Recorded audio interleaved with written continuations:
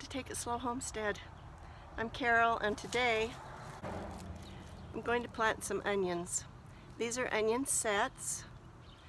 They were grown part of the way last year and then harvested and dried, and then the tops of course dried up, and you just end up with these little tiny bulbs.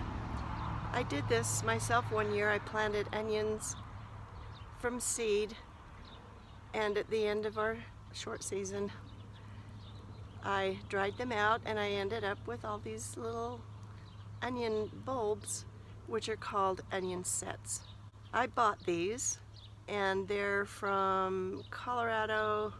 I don't know what the name of the company is, but it's called Colorado Onion Sets.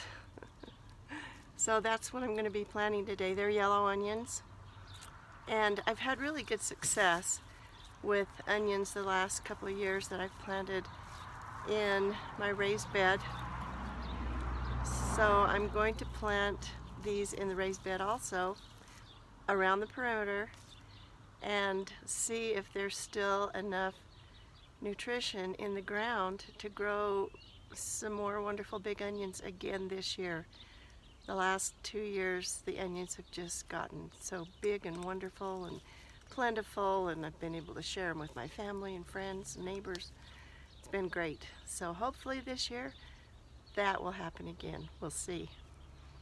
So I'm going to open this bag of onions. It's in a little net bag. I don't know if I can do that on the video, because once I cut through that they're going to drop and empty. So we'll go over to the raised bed and start planting these onions. I'm excited. It's 70 degrees today. Yay! Now when you plant these onion sets, you put the root side down. It's this little side, and the long skinny side up. And I've noticed that here's one that is starting to green up. It's starting to sprout. I need to get these in the ground. Here we go.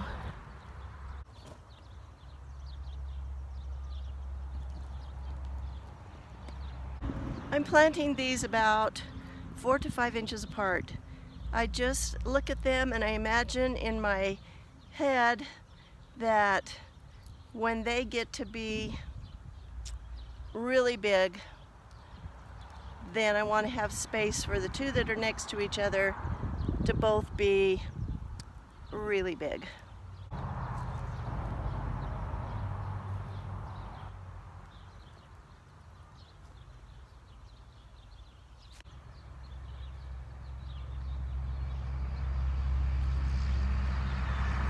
They don't have to be buried very deep. I'm just burying them deep enough so where the bulb is under the ground.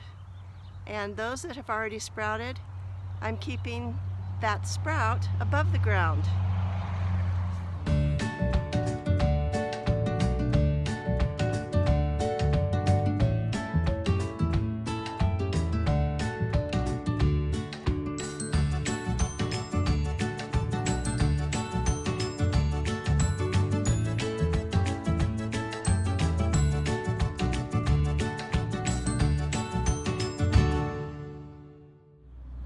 Okay, I have them all planted now.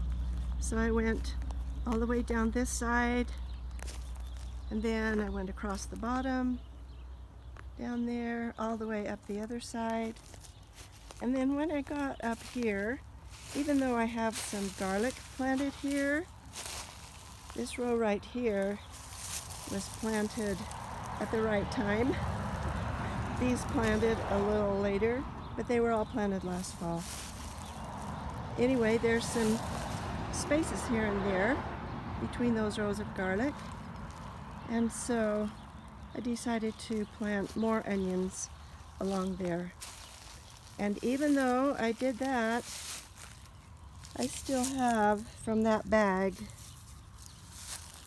this many there's about 30 in there, that I need to find another place to plant the rest of these onions. I bought a new hose the other day. It's this one right here. And you know, when you buy them, they're all coiled up in a little package of sorts. And so I brought it out here this morning because it's 70 degrees. Did I mention that? I have stretched it out along here. Hopefully it's good quality. But I wanted something that would come clear out to this area right here, because I have 3 fruit trees along here. There's this old apple tree that has really struggled over the years, but guess what? It is still alive and kicking. It's getting ready to bloom. The tree in the middle is a peach tree, which is dead. I don't know what happened to it. It's not very old, but I'm going to be taking that out and putting something else there. And then this one here on the end is another apple tree. This is actually a red delicious. This one's getting ready to bloom also. My son and grandsons came out and they did an awesome job pruning the trees this spring. So they look great. Now, the reason why I want a hose out here is because I'm going to do an experiment. My good friend, David the Good, he doesn't know he's a good friend, but I watch his channel all the time. Survival Gardening. He has come up with an idea. You know, it's kind of a natural thing to do when you think about it. But he has written a book about it, Grocery Row Gardening. And what you do is you plant in between your trees. Now, normally you don't want trees this big because they will put off too much shade.